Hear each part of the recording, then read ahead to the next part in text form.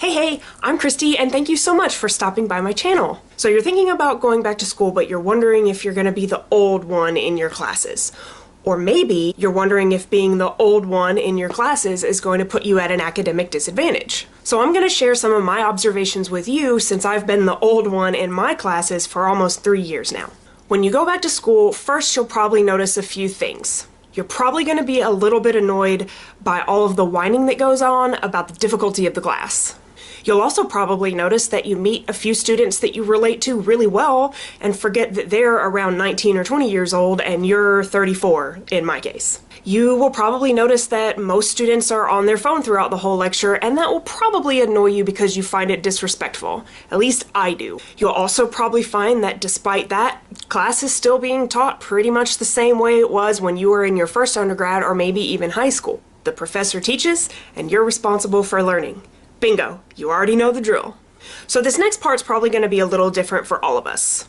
I don't feel old, so I don't feel like I act old. I'm friendly and I talk to the people in my classes, but being sociable isn't my main priority for being at school, so I don't make a whole lot of friends that I want to hang out with on the weekends. You might be more social than I am and want to hang out with the friends that you make in class. I want to get the very best grades I can, so I reserve my hangout time for friends that I already have or to spend time with my husband. This doesn't make me feel out of place. There is a distinct difference I can see between students who are there to get the college experience versus students who are there so that they can prepare the very best they can and get into a good professional school. You'll gravitate towards the better students most likely because you have a lot riding on your decision to come back to school, so you're probably more serious about learning.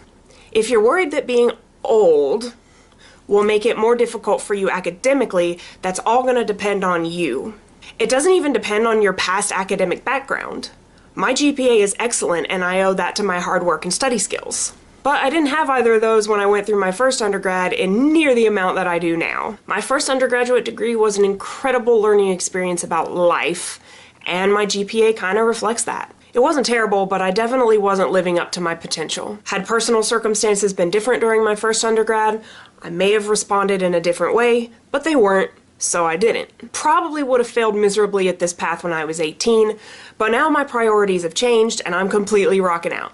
Because I've learned a lot from life and my priorities are rock solid. And I would bet if you're considering changing your career, you're probably a lot like me in that respect. So don't worry about being old. All of that wisdom can totally work in your favor. So you've been considering changing to a career in the health profession, but you're worried that old dogs can't learn new tricks. Well, don't be. Just get clear on why you're making the change and then work like crazy to get the results that you want.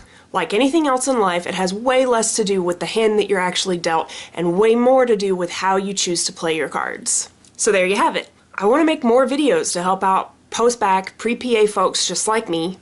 If you have a topic idea, stick it in the comments below and I'll add it to my list of video topics. Until next time, please subscribe and give the video a thumbs up if you liked it. See you soon. Bye!